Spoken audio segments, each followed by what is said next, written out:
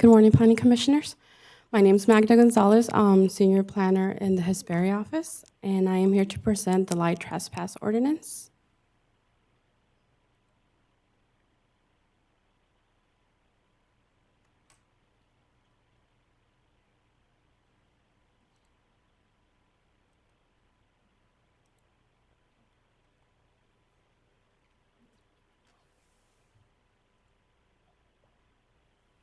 This one, right? Yeah. Okay. The Light Trespass Ordinance is a revamp of what we currently have in the Development Code. We found that some of the items in the current glare and outdoor light standards that we have were a bit antiquated, and there were some issues addressed by the community. So the purpose of the Light Trespass Ordinance is to promote public health, safety, welfare, and the quality of life by preventing light pollution and light trespass through the adoption of the countywide light standards. It is also to preserve the night sky, to address prevalent outdoor lighting issues, to clarify and expand standards for outdoor lighting, to enhance the quality of life by minimizing intrusive light, and to provide a tool for the community to use to control light pollution, including glare and light trespass.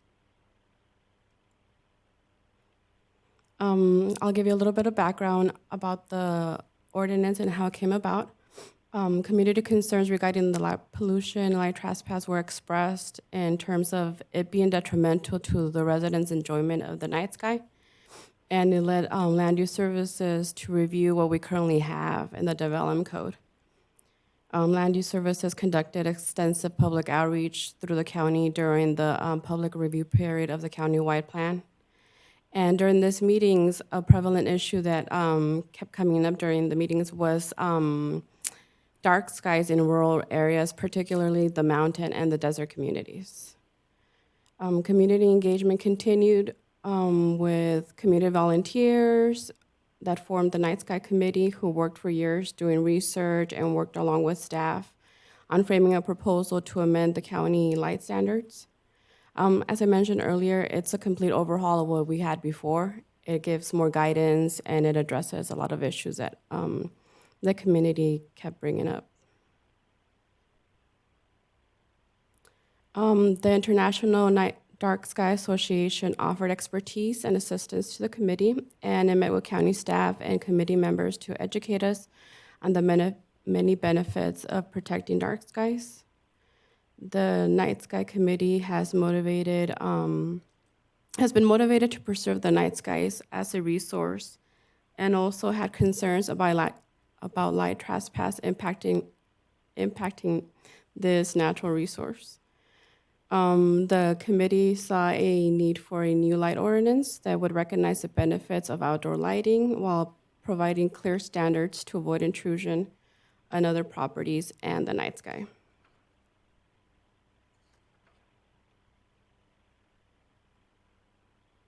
Land Use Services reached out to other agencies for them to provide their input and verify that we had a consistent and concise ordinance. Code enforcement actively participated in background research and code standards of other communities to establish requirements in the ordinance. And Building and Safety reviewed the ordinance to ensure compliance with the California Green Building Code.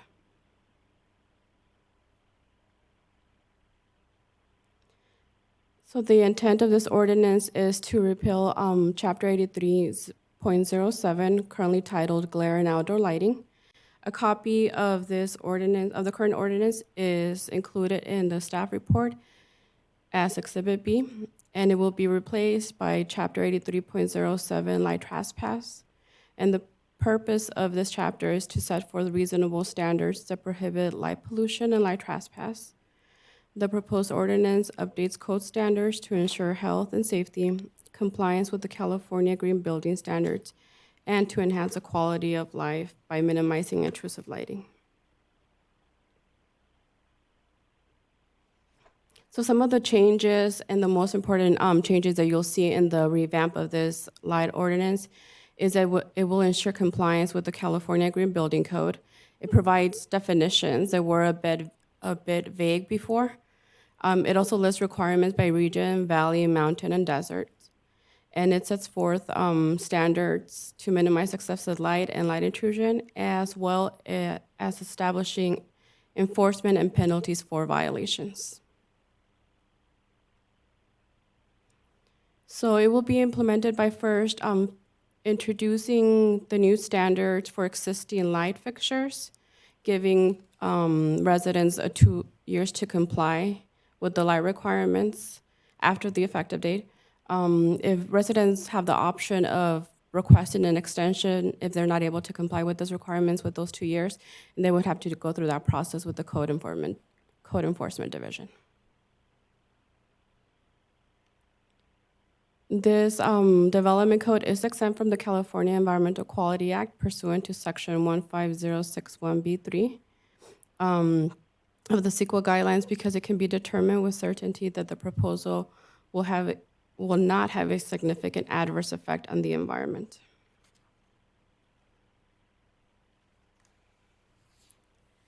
I believe a memo has been provided to you after we published the notice of hearing. We received various comments yesterday and this morning.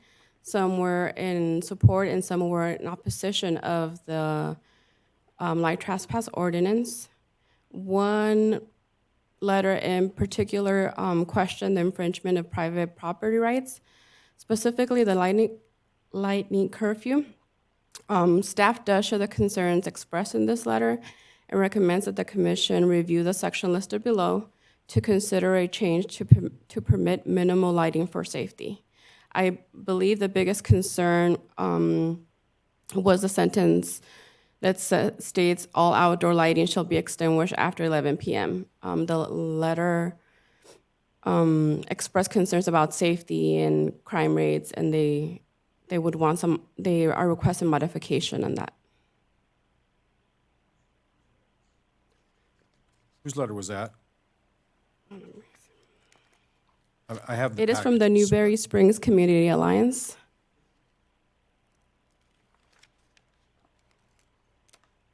Okay, and Ted, okay. Mr. Stemp, Very yes. good. He's, we'll have comments in a minute, so we'll get that covered. Okay.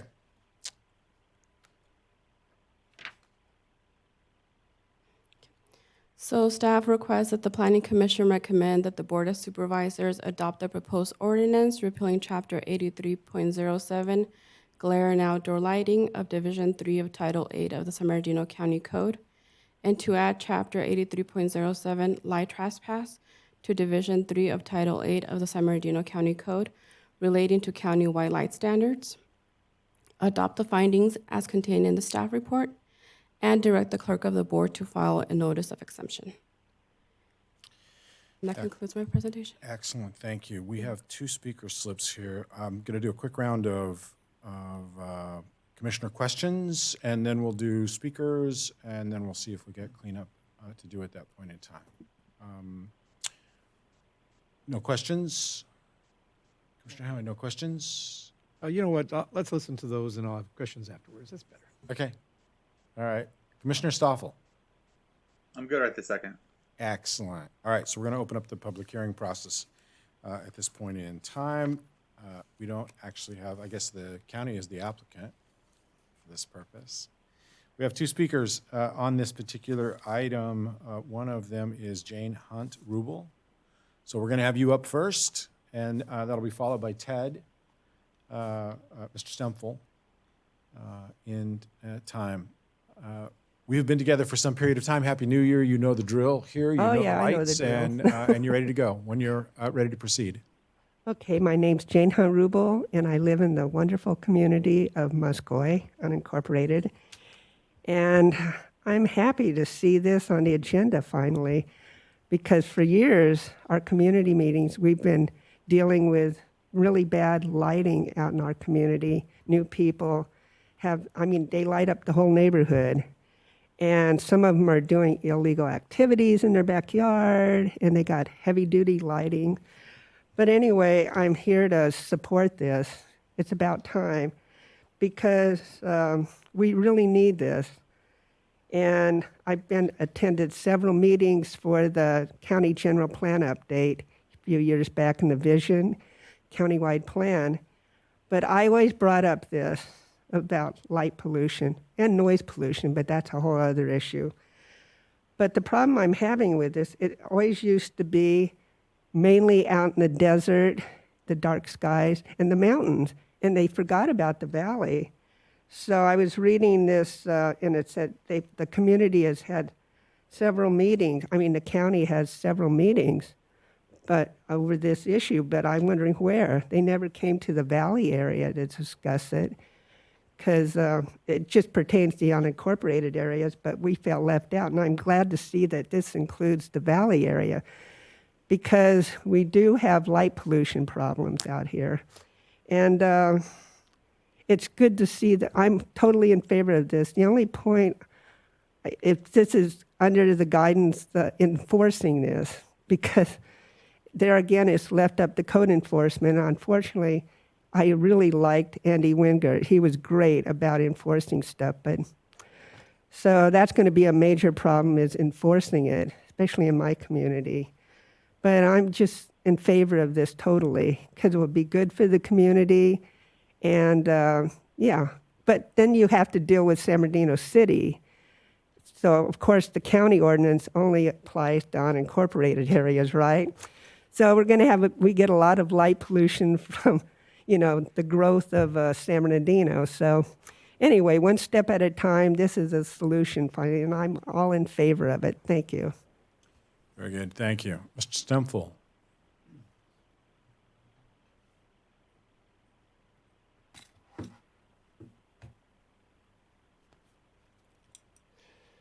Good morning. Good morning. There are strong reasons why this proposal should be rejected. This issue is being promoted by a vocal special interest group to benefit dark skies and stargazing in and around Joshua Tree National Park. There are indeed local economic and aesthetic benefits for the promoters in acquiring dark skies.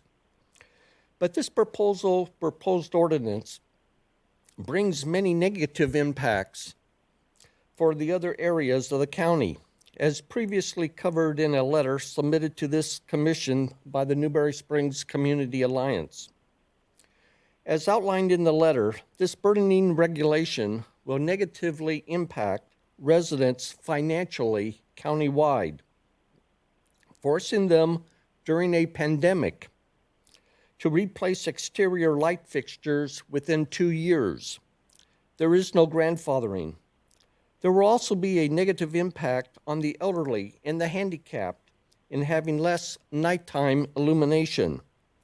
There will further be a negative impact to having security lighting to keep our families, our homes, and our communities safe. The 11 p.m.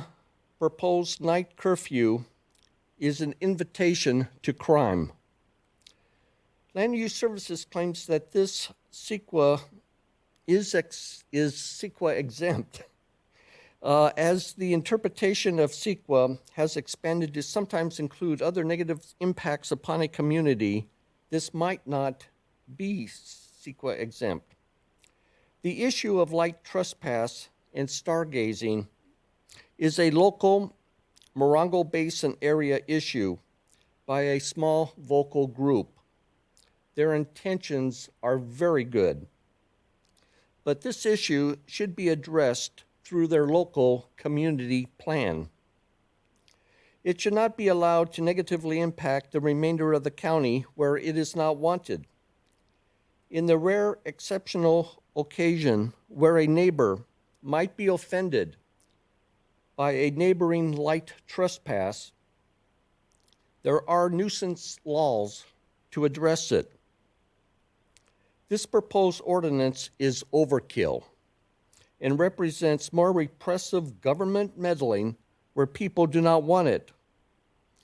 There are very good elements that are involved in this, but I think that it needs to be I think it needs more community input, not just the special interest out That's in the time. Morongo Basin.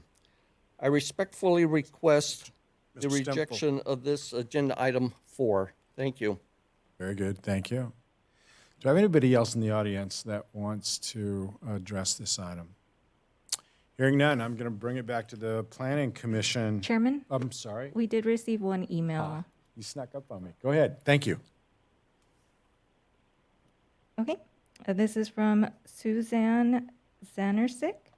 It states, "It is ironic that the Planning Commission is discussing this topic when the city of Yucaipa Valley allows our valley nights to be literally lit up with lights from the Boys and Girls Club and the Community Center Park.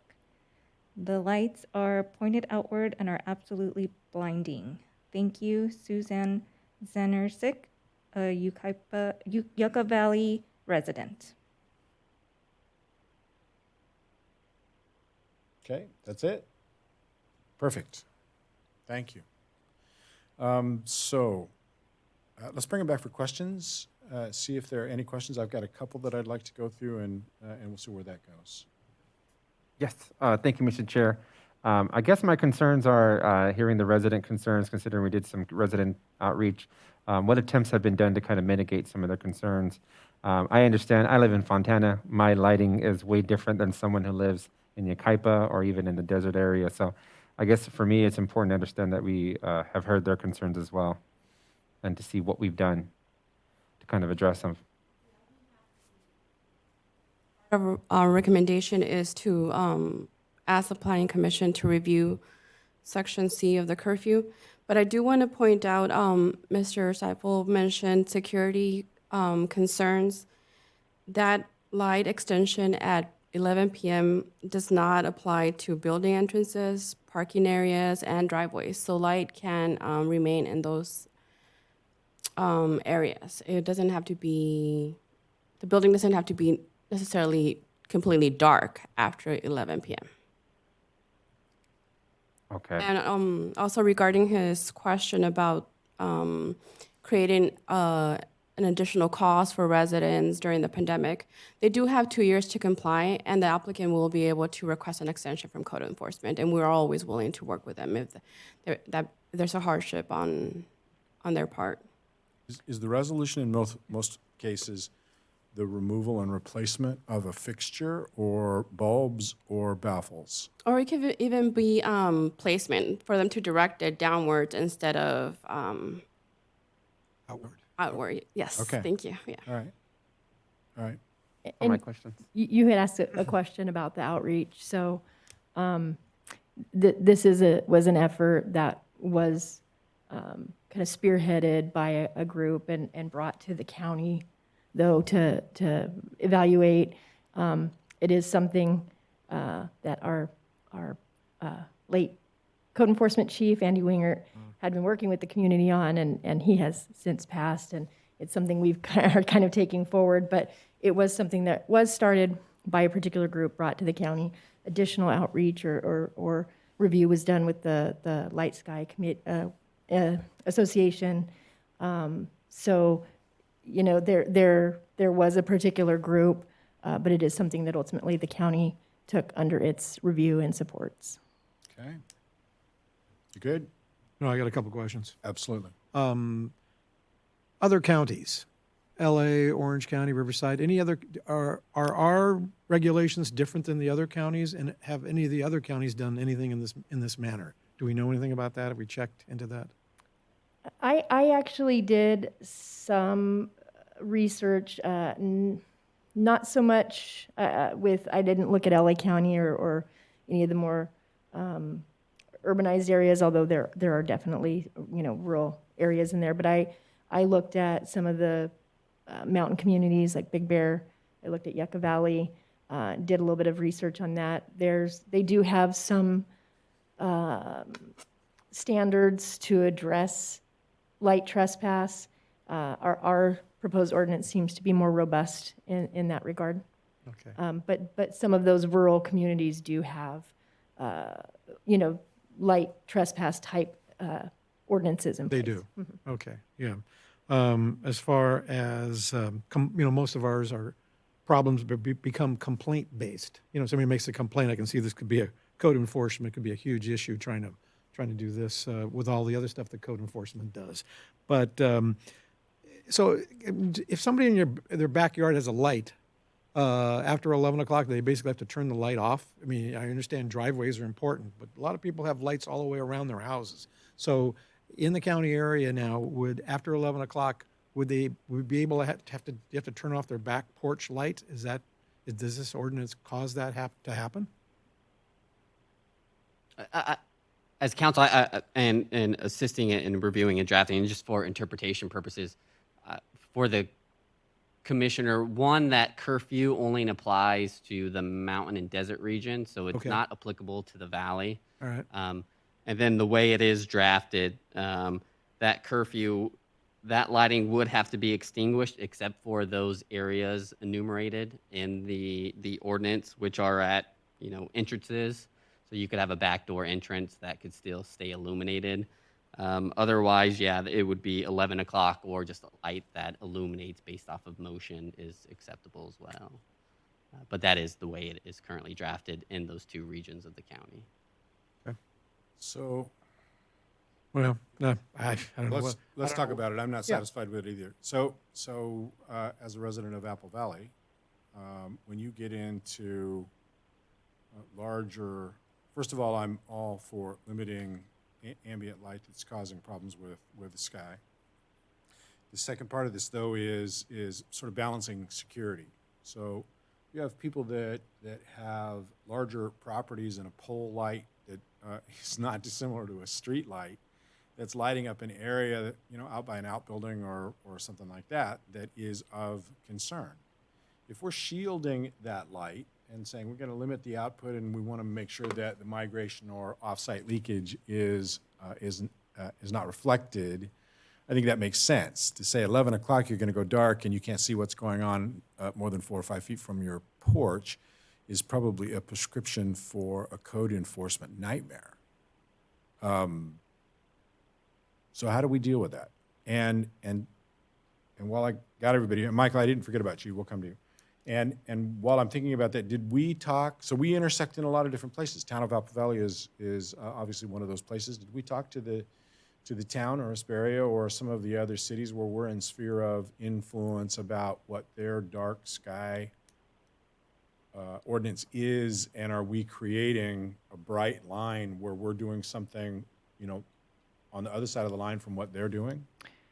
I'm not sure that we had interaction with the jurisdictions. We did study their ordinances, so again, kind of not fully sure who was involved right now, but I know there was a lot of coordination and different groups, the Night Sky Association, but we did study other jurisdictions to see what they were doing. So how similar or dissimilar is this? What kind of conflict are we going to cause between neighbors that happen to be in the county or in a city, in the mountain or desert region?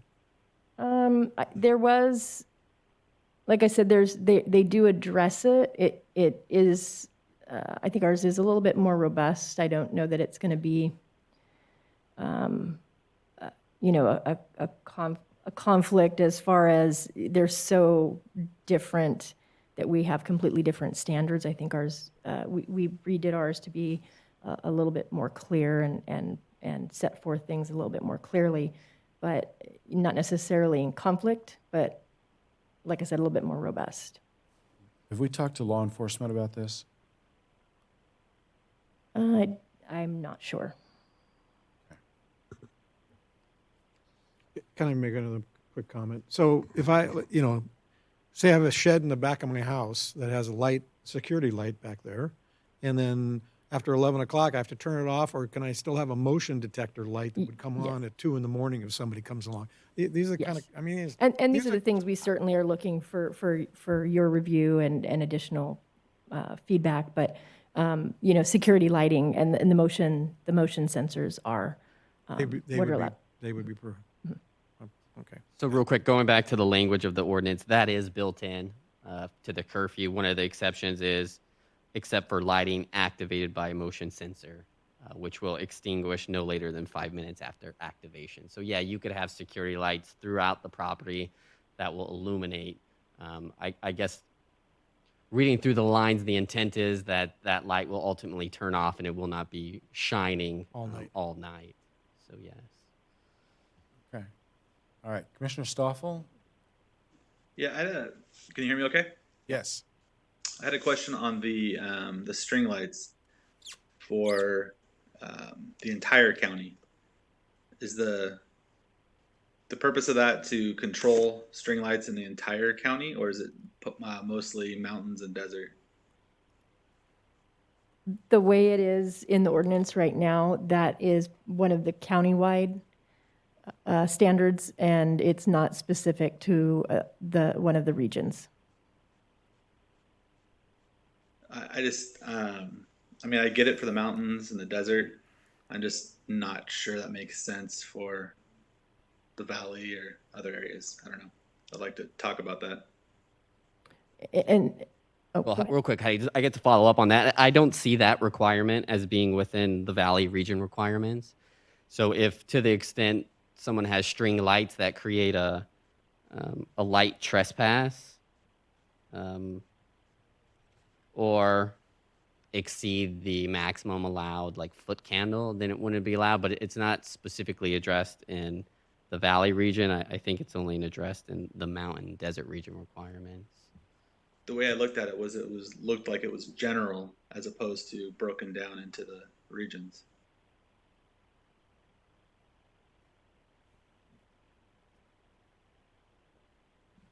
Is there a section you could reference us to kind of help address your concern if you're looking at the document in front of you? I'm going in between my mute button and the screen. Sorry. The way I was looking at it is that the way this breaks down into mountain areas, valley area, desert, but that string lights was its own section separate from that. So that's how I read that. I believe it's under 83.07.040 A3. How about a page number? Page 9? Page 9, yes. 9. 9. There we Line go. 15. Line 13. 15. 15. String lights. So this is line 15 on page 9. String lights may be allowed in each occupied outside dining and entertainment area, provided that all of the following conditions are met. Number 1, correlated color temperature of light does not exceed 3,000 Kelvin, and number 2, the emission of no individual lamp on the string exceeds 40 internal lumens, and the aggregate total of the lumen output of such string light used as outdoor lighting fixtures shall not exceed 4,000 lumens, and strings of lights not used as landscape lights with strings of lights are not used as landscape lights with the exception of installation meeting the definition of seasonal lighting, and string lights must be extinguished by 11 p.m. or when the area is no longer occupied or open or upon the close of business. So correction, Heidi, you were correct. That would apply to all regions. So it says 11 p.m. or when the area is no longer occupied. What's the point of 11 p.m.? Because if you're hanging out, it could go until 2 in the morning, right? I guess a neighbor's response to that would be, well, if no one's out there, the light shouldn't be on. Right, So that's how it would be applicable. So I guess if I'm hanging out in my backyard until 2 in the morning with my lights on, it's not a big deal. Is that how I'm reading this?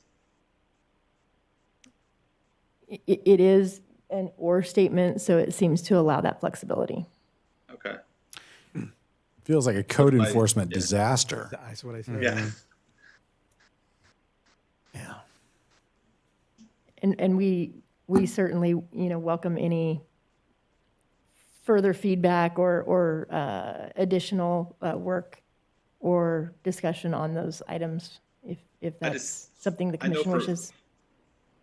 For my family, we stay, I mean, during COVID, I feel like we stay up later, we stay outside more, we enjoy the outside, and I think I've stayed up more this last year than I have in my entire life, late at night outside. So I think there's a lot of families that probably do that, and I just want to make sure it's clear that people can still do that.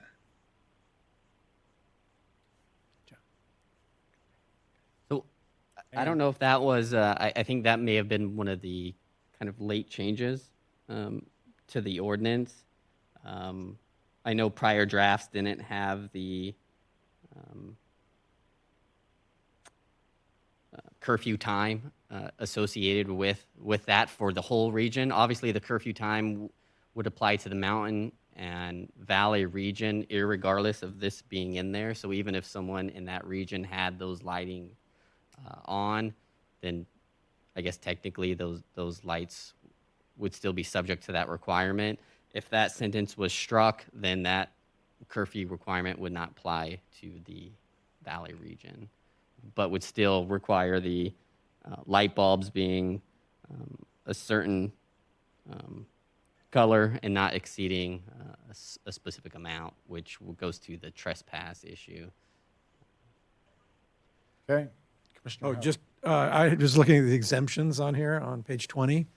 And so it does say that you can basically have a kerosene lantern outside that would be exempt from this thing, or gas lamps, or any combustion of fossil fuels. And then also neon lights, you can keep your neon light on all night. If you have a sign outside, you can keep those on all night. And then down on number 8, holiday lighting fixtures or displays are exempt. So you could have how long can you keep your Christmas lights up or your Halloween lights up? I mean, I know people, they're up almost all year round.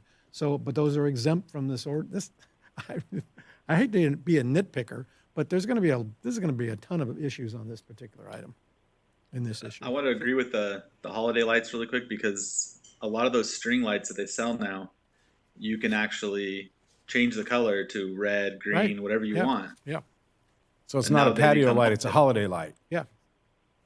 And I'll just come up with 12 different holidays to celebrate each month. So is this the Okay. first reading? This feels to me, well, it's a recommendation that would go to the Board Right, of Supervisors. right. I'm not quite sure what to do with it, but it feels to me like there's more questions than we're Yeah, I don't prepared think to it's just ready push yet. off on I staff. don't- So, Needs to be more deliberation, okay, but I'm reluctant to send it back without direction. of course. So, we don't like it, go fix it, but we're not going to tell you how to fix it is not fair. On the other hand, I don't know how robust our agenda is. Is this something that the commission would like to see in a workshop setting to actually try to hash through this, let people know we're going to take public testimony on it and try to resolve some of these issues? There are communities that feel they didn't get a swing at this, whether they did or didn't, I'm not arguing. But it feels to me like there's more here that is not completely baked. And so I'm not inclined to push this into some sort of conclusion, but I also don't want to just go, no, we're not dealing with it. So what is the pleasure of the commission here? Staff, how do we work our way through this? Jason?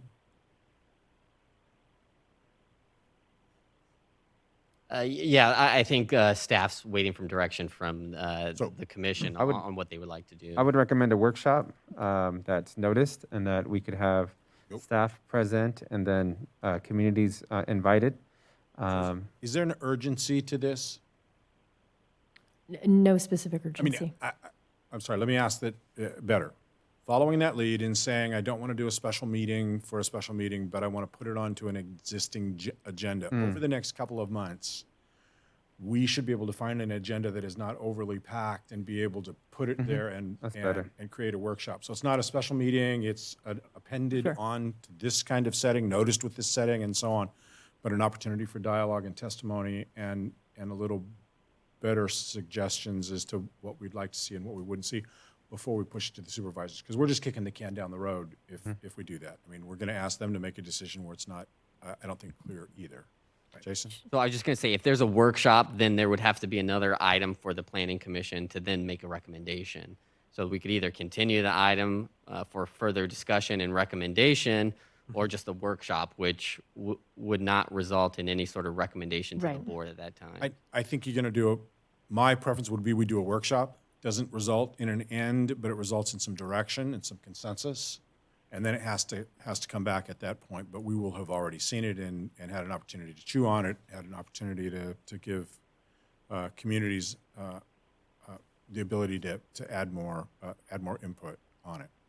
So I think we're too far away to say, tweak this, bring it back, we'll do a workshop, then we'll vote. I would just bring it back for a discussion in a workshop format and then give you an opportunity to listen to what comes out of that and then bring something back that is a little Sure. better, a little resolved on some of these other issues. I'm concerned about neighbor to neighbor on a county line where I'm in a city and I get to do what I want to do based on that city. I mean, I know a lot of cities have night ordinances, and we've started limiting streetlights to mid-block and intersections, but not every 600 feet, particularly in the rural areas.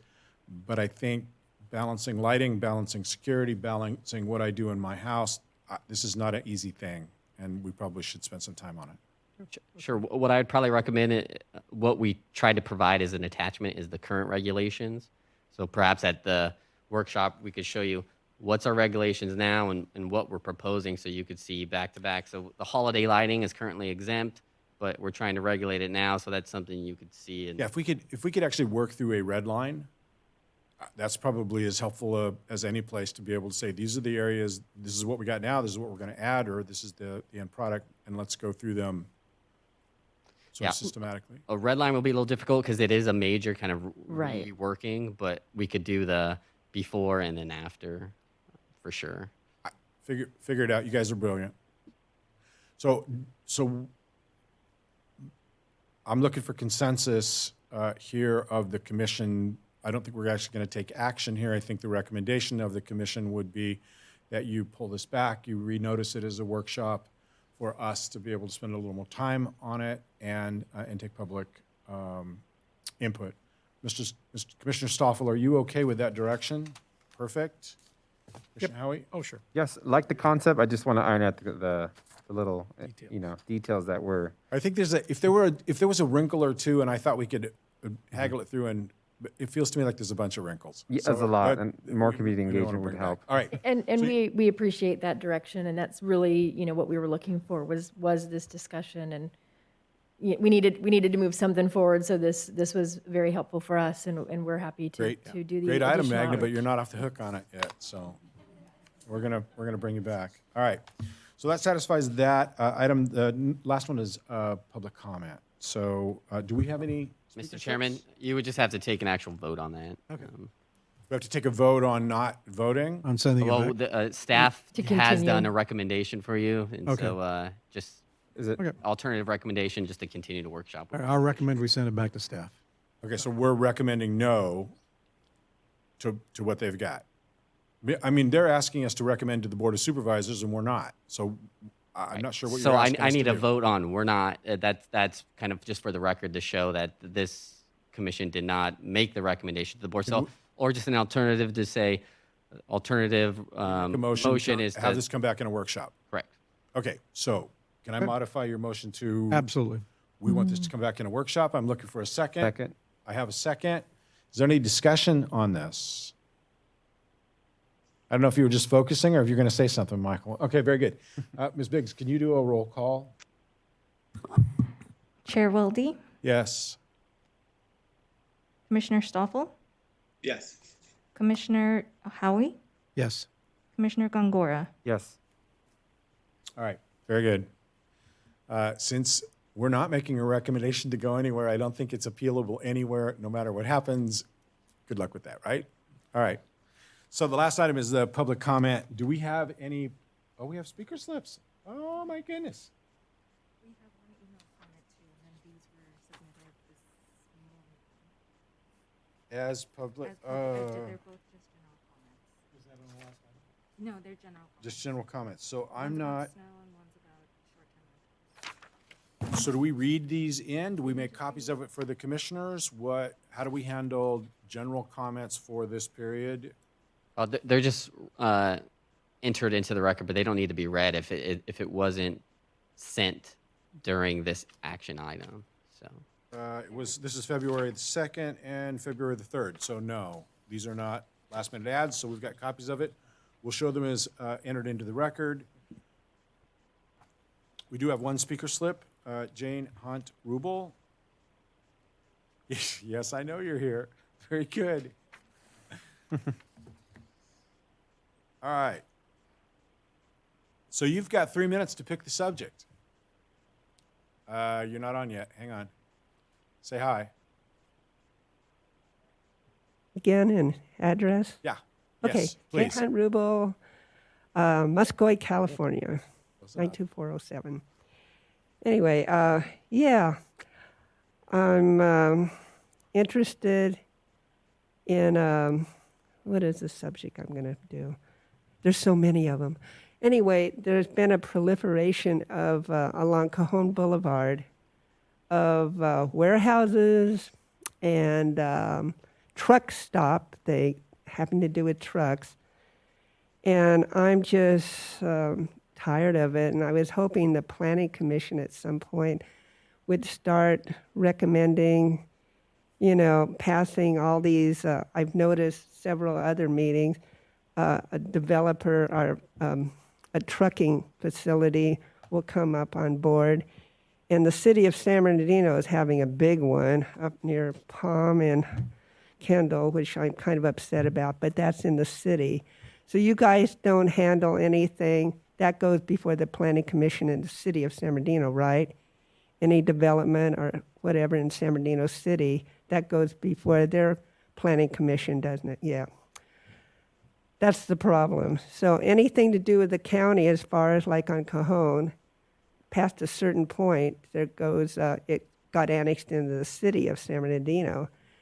But I'm just dealing with Muscoy area from California up to where Cimarron Ranch is, because that's still the county.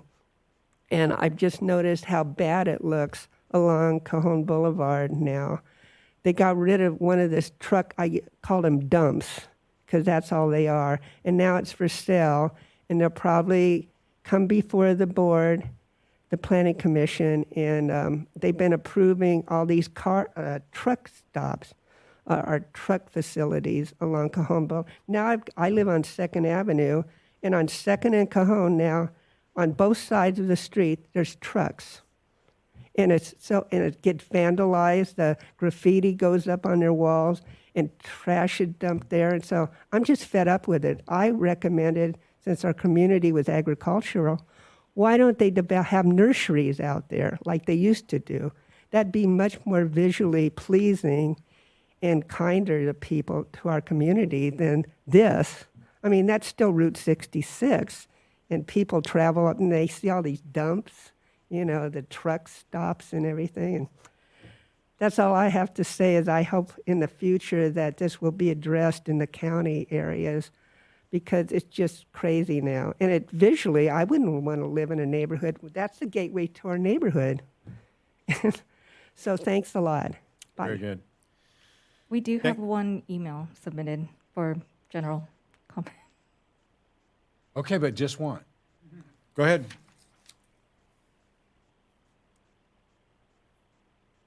From Gracie Torres. Good morning, San Bernardino County Commission. My name is Gracie Torres, and I serve as a vice president on the board of director of Western Municipal Water District, as well as president on the board of directors for the Center of Community Action and Environmental Justice. I'd like to send a huge congratulations to Commissioner Kareem Gongora on his first day. He's a rising star in the Inland Empire due to his hard work in education, advocacy, and community engagement. We are all proud of you and wish you the best for the next 4 years.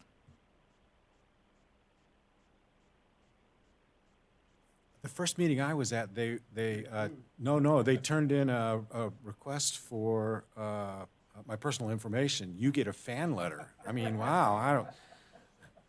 I was a request for information, and wow. At least you didn't get a parking ticket. I didn't get a parking ticket. No, I didn't. All right. We have any other public comment? All right. Hearing none, then I'm going to look for a motion to close this meeting.